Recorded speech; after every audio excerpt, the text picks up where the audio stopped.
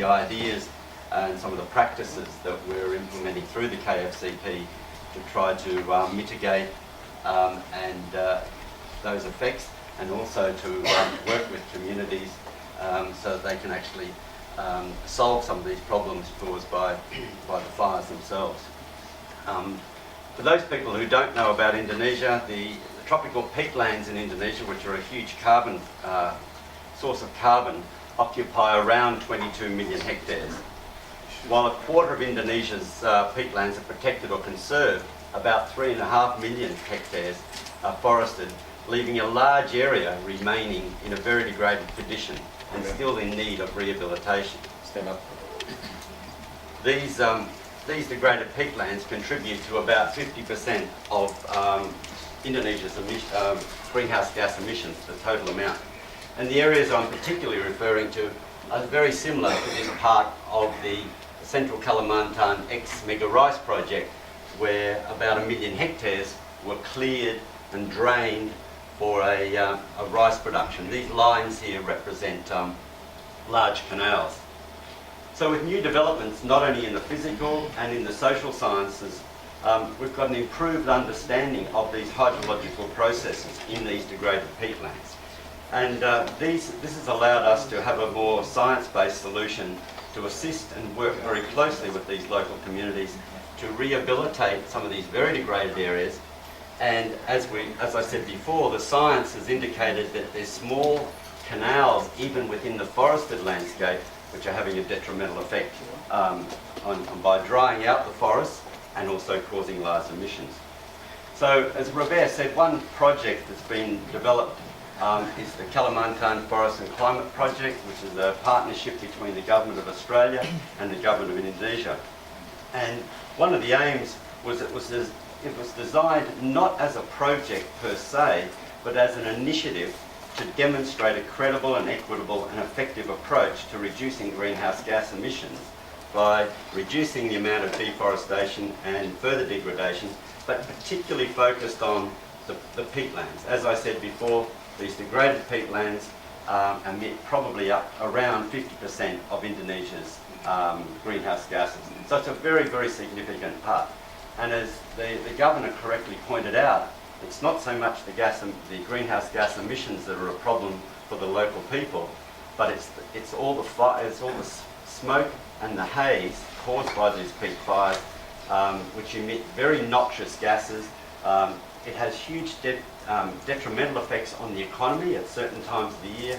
It causes boat accidents on the Kapus River. It stops aeroplanes from landing, and the health problems are enormous. So it's more than just about greenhouse gas emissions or reducing them. It's really about improving the livelihoods, particularly the people in this part of the world. The KFCP area is working, as I said, in the Central Kalimantan ex-mega rice area, and we're looking at a peat dome, and here's where the landscape or the site or the watershed approach comes in. This is a whole peat dome. For those who don't understand, the dome actually, the peat actually rises like this between this river system and this river system. So the middle there is about 10 to 12 metres higher than it is there or there. It's very difficult to see, but nevertheless, that has profound impacts on the way we would go about the rehabilitation.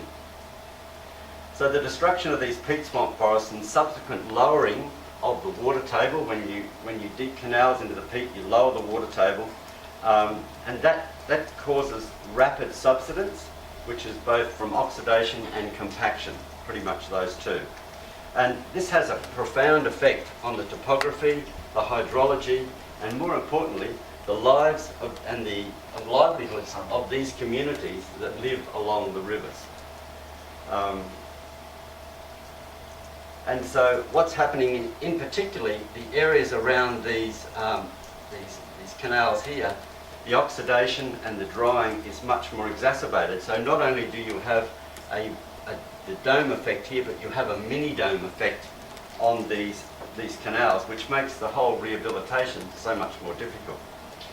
However, with the greater understanding and with some of the technologies that are available to us now, such as LiDAR and some ground truthing, we've been able to develop a canal blocking system which goes beyond just building dams, but relies on a technique which involves 4 components, such as these compacted peat dams, palisades, infilling. The idea is to fill in those canals and to plant flood-tolerant species in the canals to reduce increase the hydrological roughness, which slows the water down and allows sedimentation. And so this work is now being undertaken in KFCP, working very closely with communities. Probably, I think up to 3/4 of the amount of effort that's going into the canal blocking is with communities. So as RED is an incentive-based approach, that's how we're doing this. We've developed village agreements, which are agreements between the project and the various villages operating along this area to implement this program. The other area that we're looking at in terms of the livelihoods, which I should add, is intimately related to the rehabilitation. As I think a couple of speakers have said already, it's no use working in the forest if we don't relate it back to livelihoods.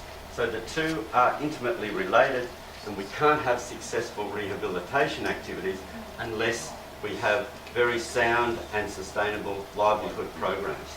And that's been a lesson, and Arthur will talk a little bit more about that in the issues, market issues session later on, about the work that we're doing with the livelihoods in this side of the world, this part of the dome. So these interventions, just to finish up, Robert, these interventions, including the canal blocking, are undertaken based on incentive payments, which are managed by the communities themselves. And I should emphasise that there's been a system developed where they manage and the actual process and the payments for doing a lot of this work, and for also the livelihood program. So it's in the hands of the villagers.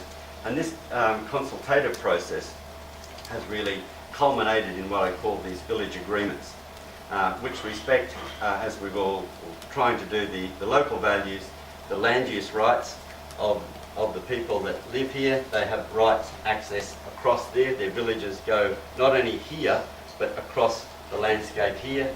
One village in particular, Mintangahulu, its village area goes up this way. So and the others are more or less across here.